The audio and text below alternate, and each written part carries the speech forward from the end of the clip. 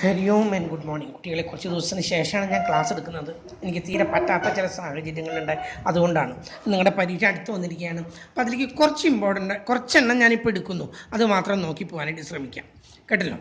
ഒന്ന് ഇൻട്രസ്റ്റ് ആണ്, simple interest. നമ്മൾ സിമ്പിൾ ഇൻട്രസ്റ്റ് മാത്രമേ നോക്കുന്നുള്ളൂ. കോമ്പൗണ്ട് ഇൻട്രസ്റ്റ് കാൽക്കുലേറ്റർ ഉണ്ടായാൽ തന്നെ കണ്ടുപിടിക്കാൻ ബുദ്ധിമുട്ടുള്ള സാധനം. അതൊന്നും നിങ്ങൾക്ക് ചെയ്തിട്ട് നിങ്ങൾക്ക് പരീക്ഷയുള്ള സമയത്തിനുള്ളിൽ അവസാനിപ്പിക്കാൻ പറ്റില്ല. അതുകൊണ്ട് സിമ്പിൾ ഇൻട്രസ്റ്റ് നമ്മൾ ആദ്യം കാണുന്നു. അതിൻ്റെ ഫോമുല ഇതാണ്: I=PNR/100. I എന്ന് പറയുന്നത് ഇൻട്രസ്റ്റ് ആണ്. P എന്ന് പറയുന്നത് പ്രിൻസിപ്പിൾ, നമ്മൾ ഇടുന്ന തുക. N means number of years. R means rate of interest. ഈ റേറ്റ് ഓഫ് ഇൻട്രസ്റ്റ് എപ്പോഴും ഒരു വർഷത്തേക്കാണ് പറയാം. കേട്ടല്ലോ. അതിന് പറയുന്ന വാക്കാണ് PA, പെർ ആനം എന്നാണ് അർത്ഥം. പെർ ആനം, PA എന്നാണെന്ന് പറയും. ഈ ബൈ എന്നുള്ളത് ആറിന് മാത്രമല്ല, നീട്ടി വലിച്ചാലും ഒരു കുഴപ്പമില്ല. കേട്ടല്ലോ. അത് ആറിന് മാത്രമാണ് ബാധകം, പക്ഷേ നീട്ടി വലിച്ചാലും ഒരു തെറ്റൊന്നുമില്ല. ഇതാണ് നമ്മുടെ ഫോമിൽ. ഇത് നിങ്ങൾ ചെറുപ്പത്തിലെ പഠിച്ചിട്ടുള്ളതാണ്. നമ്മൾ ആദ്യത്തെ പ്രോബ്ലം കാണുന്നു. Gopi borrowed ₹1,200 at 9% interest per annum for 3 years. Interest rate എപ്പോഴും പെർ ആനാണ്, പ്രതിവർഷം എന്നാണ് അതിൻ്റെ വാക്കിൻ്റെ അർത്ഥം.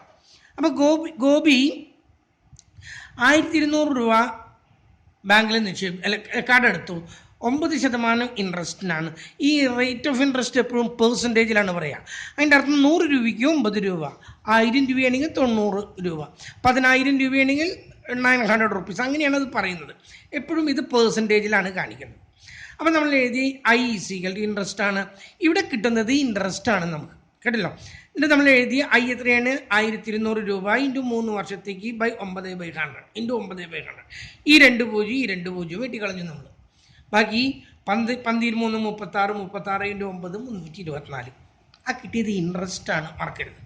അടുത്ത് നോക്കും. Sumit borrowed 7500 at 10% for 5 years. How much he will receive after 5 years? 7500 രൂപ 10% നിരക്കിൽ 5 വർഷത്തേക്ക് നിക്ഷേപിച്ചാൽ 5 വർഷം കഴിയുമ്പോൾ അയാൾക്ക് എന്ത് കിട്ടുമെന്ന് ചോദിച്ചാൽ അവിടെ ഇൻട്രസ്റ്റ് മാത്രം കാൽക്കുലേറ്റ് ചെയ്താൽ പോരാ. ഇൻട്രസ്റ്റിൻ്റെ കൂടെ എന്ത് കൂടി കൂട്ടണം? നമ്മൾ നിക്ഷേപിച്ച തുക കൂടി കൂട്ടും. അതാണ് മൊത്തമായിട്ട് കിട്ടുന്നത്. അതുകൊണ്ട് ഇൻട്രസ്റ്റ് മാത്രം തന്നാൽ നമ്മൾ പോവോ? ഇല്ല. അയാൾക്ക് ആകെ അത് 5 വർഷം കഴിഞ്ഞ് എന്ത് കിട്ടും എന്ന് ചോദിച്ചാൽ ഇൻട്രസ്റ്റും പ്രിൻസിപ്പിളും വേണം. അപ്പോൾ നമ്മൾ ആദ്യം ഇൻട്രസ്റ്റ് കണ്ടുപിടിക്കുന്ന I= P എത്രയാണ്? 7,500 ഇൻറ്റു 10%, 10/100 ഇൻറ്റു 5 years, 3,750 കിട്ടി. കിട്ടല്ലോ. വെട്ടിക്കളയാളൊക്കെ വെട്ടിക്കളഞ്ഞ് നമുക്ക് 3,750 രൂപ കിട്ടി. അതല്ല അയാൾക്ക് കിട്ടുന്നത്. അയാൾക്ക് കിട്ടുന്ന എമൗണ്ട് എത്രയാണെന്നാണ് ഇവിടെ ചോദ്യം. അതുകൊണ്ട് ആ ഇൻട്രസ്റ്റിൻ്റെ കൂടെ P കൂടി കൂട്ടി 3,750 രൂപയുടെ കൂടെ 7,500 കൂടി കൂട്ടിയിട്ട് 11,250. അതാണ് അയാൾക്ക് കിട്ടുന്ന ടോട്ടൽ എമൗണ്ട്. മനസ്സിലായല്ലോ. അടുത്തത്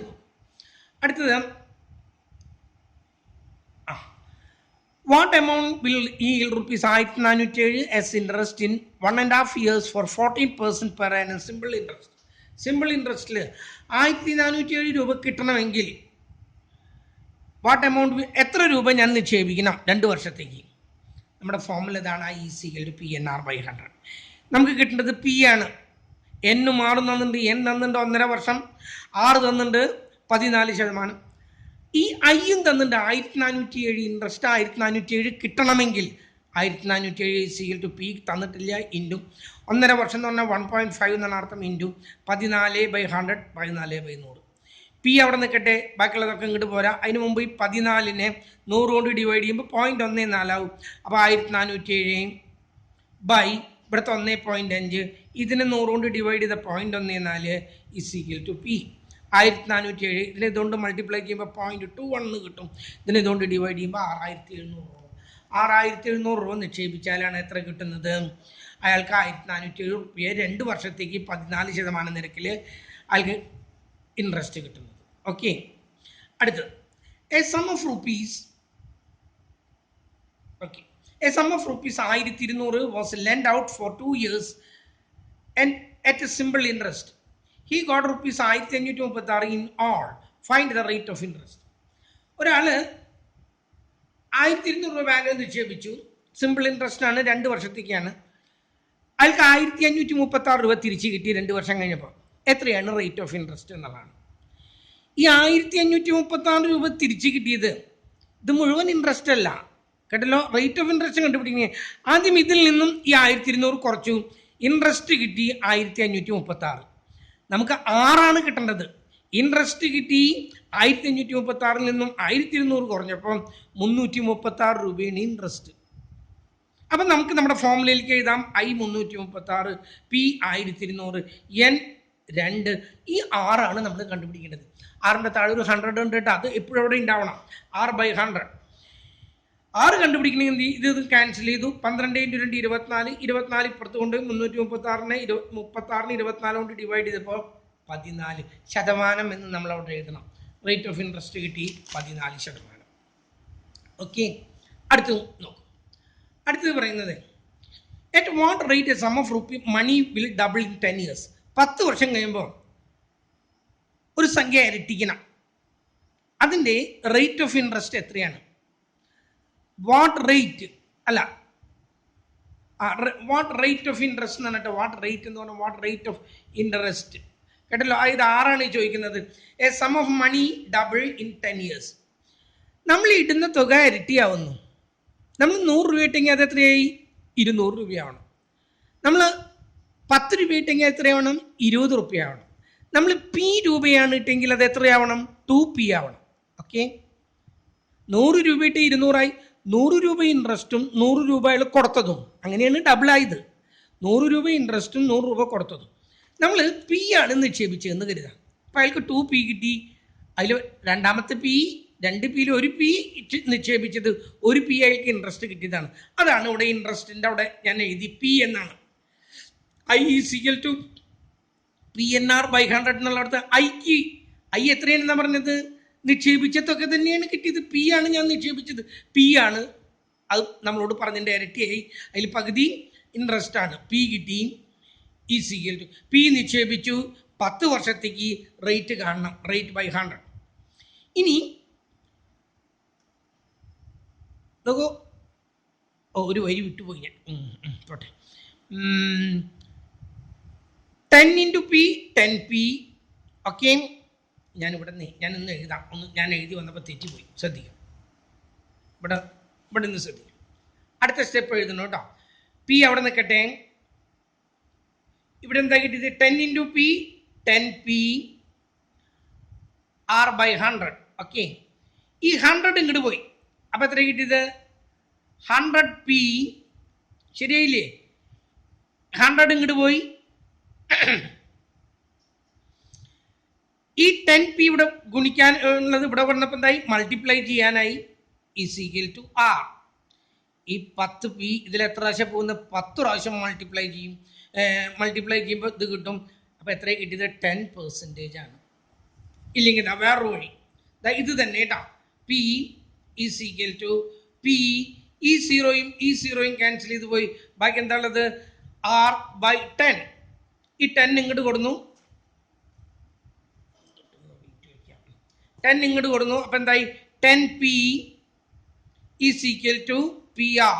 ഓക്കെ, ഈ P ഇങ്ങോട്ട് കൊടുന്നു. 10P/P = R. 10P/P ഈ പിയും ഈ പിയും വെട്ടികളഞ്ഞു. R എത്രയാണ്? 10%. ഓക്കെ, അടുത്തത് ദ റേഷ്യോ. ഇനി എന്തിലേക്കാണ്? റേഷ്യോയിലേക്കൊന്നും കോംപ്ലിക്കേറ്റഡ് ആയിട്ട് പോകാനൊന്നും ശ്രമിക്കരുത്. ആഴങ്ങളിലേക്കൊന്നും പോയാൽ നിങ്ങൾക്കൊന്നും ചെയ്യാൻ പറ്റില്ല. അതുകൊണ്ടാണ് ഞാനിവിടെ 2 പ്രോബ്ലം തന്നിട്ട് അതിൽ അവസാനിപ്പിക്കുന്നത്. റേഷ്യോ എന്ന് പറഞ്ഞാൽ 2/3 എന്ന് പറഞ്ഞാൽ അതൊരു റേഷ്യോ ആണ്. അതേ സമയത്ത് നോക്കൂ, 20/30 ഇത് റേഷ്യോ ആണോ അല്ലെങ്കിൽ 20:30 എന്നിങ്ങനെ കഴിയുന്നതും പറയില്ല. ഇതിലത്തെ കോമൺ ഫാക്ടർ നീക്കി കഴിഞ്ഞാൽ 2:3 എന്നാണ് നമ്മൾ പറയാം. ഇതിലത്തെ 10 വെട്ടിക്കളഞ്ഞു കേട്ടല്ലോ. അതുപോലെ 5/15 എന്ന് പറയില്ല. അതെന്താണ്? 1:3 ആണത് വെട്ടിക്കളഞ്ഞിട്ട്.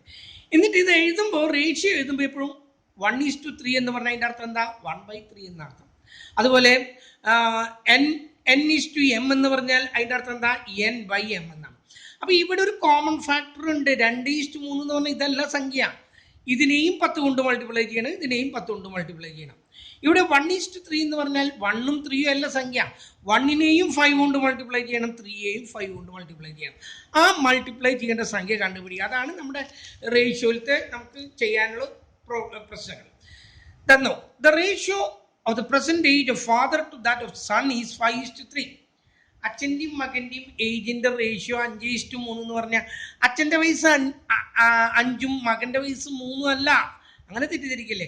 5നെയും 3നെയും ഏതോ ഒരു സംഖ്യ കൊണ്ട് മൾട്ടിപ്ലൈ ചെയ്യണം, അപ്പോഴാണ് അത് സംഖ്യകളാവുള്ളൂ. അതിൽ നിന്ന് ആ കോമൺ ഫാക്ടർ നീക്കിയിരിക്കുക. നമ്മൾ ആ കോമൺ ഫാക്ടർ എക്സ് ആണെന്ന് കരുതാം. അങ്ങനെയാണെങ്കിൽ അച്ഛൻ്റെ വയസ്സ് 5x മകൻ്റെ വയസ്സ് എത്രയാണ് 3x. അതാണ് ഞാൻ എഴുതിയിട്ടുള്ളത്. കേട്ടോ? ഇനി നോക്കും, 10 years hence, ഇന്ന് മുതൽ 10 വർഷം കഴിയുമ്പോൾ the ratio would be in the ratio 3:2. Ratio എന്തായി തീരും? 3:2 ആ. ഇപ്പോഴത്തെ എത്രയാണ്? 5:3 എന്നാണത്.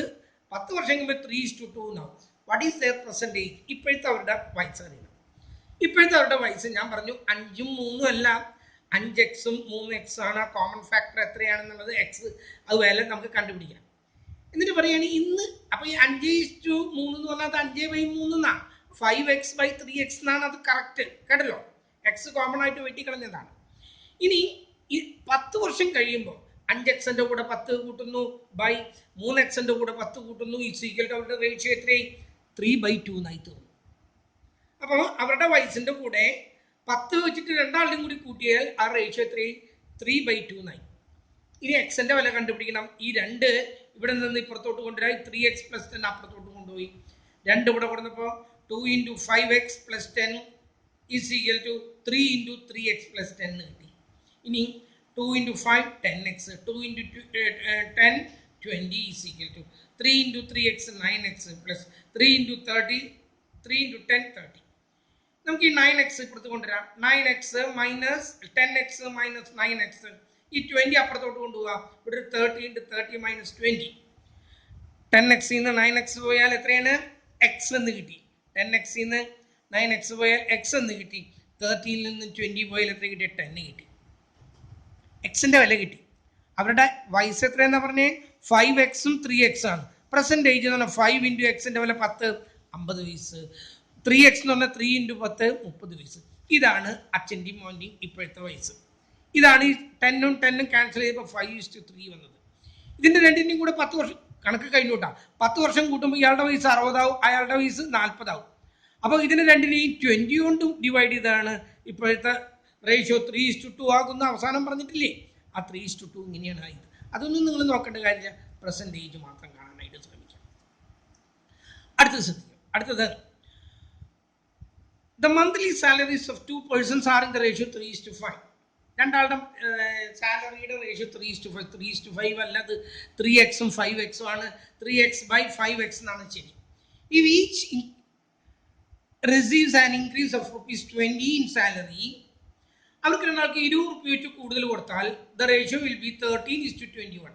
അവരുടെ റേഷ്യോ എന്താവും? 13:21 ആവും. അവരുടെ ഇപ്പോഴത്തെ ശമ്പളം എത്രയാണെന്ന് ചോദിക്കുന്നത്. അപ്പം നമ്മൾ അവരുടെ ശമ്പളം എഴുതി 3x-ഉം 2x ആണെന്ന് എഴുതി. എന്നിട്ട് എഴുതി രണ്ടാൾക്ക് 20 രൂപ വെച്ച് കൂടുതൽ കൊടുത്തു. 3x + 20 / 5x + 20 is equal to ഇപ്പോഴത്തെ പുതിയ റേഷ്യോ എത്ര? 13/21 എന്ന് എഴുതി. ക്രോസ് മൾട്ടിപ്ലൈ ചെയ്യുന്നു. 21 ഇപ്പുറത്ത് കൊണ്ടുപോകുന്നു, 5x + 20 അപ്പുറത്തോട്ട് കൊണ്ടുപോകുന്നു. അപ്പോൾ 21 × 3x + 20 is equal to 13 × 5x + 20 എന്ന് കിട്ടി. മൾട്ടിപ്ലൈ ചെയ്ത് ബ്രാക്കറ്റ് റിമൂവ് ചെയ്യുന്നു. 21 × 3 63x + 21 × 20 420 is equal to 13 × 5x 65x + 13 × 20 260. Okay.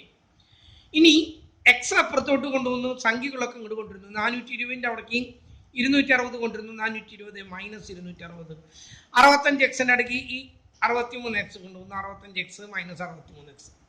420 260 പോയാൽ 160. 65x നിന്ന് 63x പോയി 2x. 160 = 2x. അപ്പോൾ x = 160/2 80. എക്സിന്റെ വില കിട്ടി. ഇനി പ്രസന്റ് സാലറി കണ്ടുകൂടെ? ആദ്യത്തെ ആളുടെ 3x ആണ്. 3 × 80 240. രണ്ടാമത്തെ ആളുടെ 5x ആണ്. 5 × 80 400. ആദ്യത്തെ ആളുടെ 240, രണ്ടാമത്തെ ആളുടെ 400 ആണ് സെറ്റ്. That's all. കേട്ടല്ലോ? ഇത്രയും ഈ രണ്ടെണ്ണത്തിൽ ഇത്രയും നോക്കി പോവാം. Okay, all the best.